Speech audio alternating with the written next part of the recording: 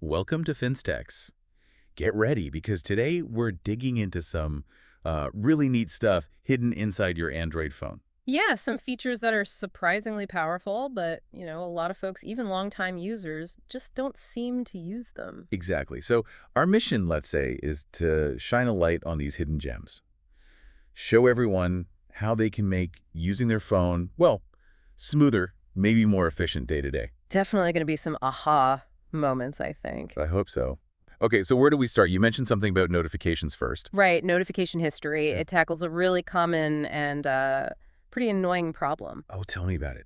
You swipe away a notification maybe too fast, and then that panic hits. Wait, was that important? Precisely. You think it's just gone forever, right? Yeah. Delivery update, urgent message, who Yeah, knows? that little moment of digital dread. Well, Android actually has a safety net for that. It's called the notification history page. Okay. You find it inside your settings app. It basically keeps a log. A log of dismissed notifications. Not just dismissed ones, but yeah, those two.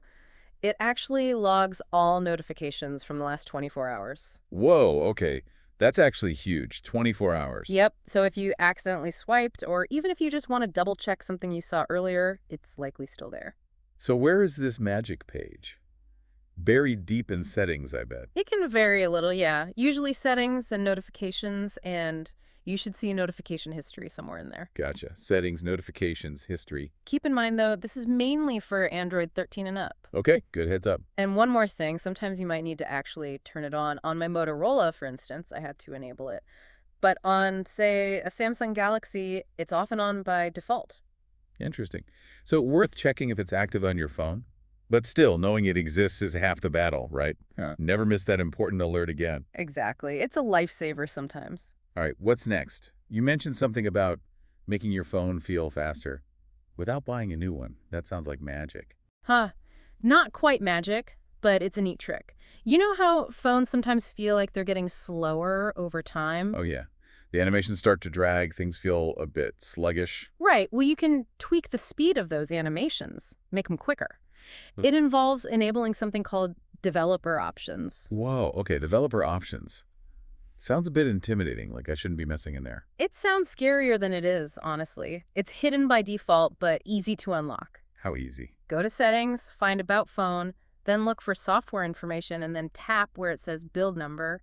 Tap it 7 times quickly. 7 times, seriously. Yep, 7 taps. Your phone will probably even show a little countdown. It's like a secret code. Then a new Developer Options menu appears in your main settings. Okay, secret code entered. What do I do in this forbidden menu? You look for 3 settings related to animation scale. They'll be called something like Window Animation Scale, Transition Animation Scale, and Animator Duration Scale. Got it. Window, transition, animator. By default, they're usually set to 1x. The trick is to change them to 0.5x. So half the speed. Or, wait, half the time, right? Exactly, half the time. The animations play twice as fast. It doesn't make your processor faster, but it makes everything feel much snappier. Opening apps, switching screens, it just seems quicker. Huh.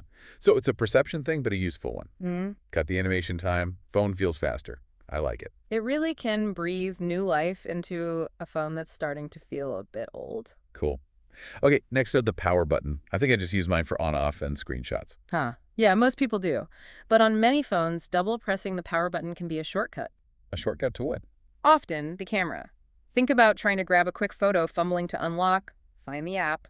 The moment's gone. Ugh, yes, the worst. So double press power button, instant camera. On lots of phones, yes. Google Pixel, Motorola, many others default to that. But some, like Samsung Galaxy, let you customize it. Customize so I can make it open anything, like my Notes app or Spotify. Potentially, yeah. On Samsung, you go into Settings, search for double press or maybe side key, and you can usually pick almost any app you want. That is really useful. Instant access to my most used app, even when locked. Exactly. Saves those precious seconds. Check your settings, see what your phone allows. It might be under buttons or gestures, too. Definitely checking that later. Okay, let's talk battery. Everyone worries about battery health, making it last longer. Absolutely. It's a big concern. And one strategy manufacturers are adding is features to protect the battery during charging. Protected how? Basically by stopping it from charging all the way to 100% every single time. Oh, right. I've heard that keeping it constantly topped up to 100% isn't actually the best for long-term health. That's the idea. Lithium-ion batteries degrade over time, and consistently hitting that 100% mark and maybe staying there plugged in can accelerate that wear. So the phone can just stop itself early. Yep. Many now have options to limit the charge to maybe 80% or 90% or 95%. The options vary. And what's this feature called? Knowing the name helps find it. It varies too. Samsung calls it battery protection.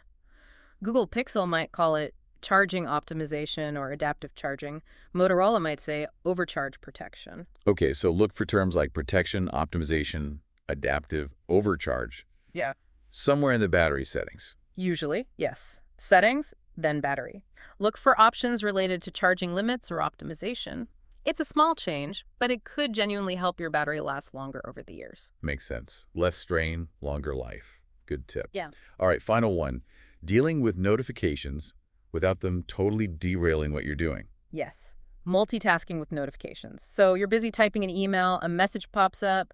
You don't always want to leave the email entirely just to reply, right? Exactly. It breaks your flow. So Android has ways to handle that. One is opening the notification in a little pop-up window. A pop-up, like floating over my current app. Precisely. When the notification appears, instead of tapping it, try dragging it down slightly, then kind of towards the middle of the screen. Drag down, then center. Yeah, it should open the app associated with that notification in a small, movable window.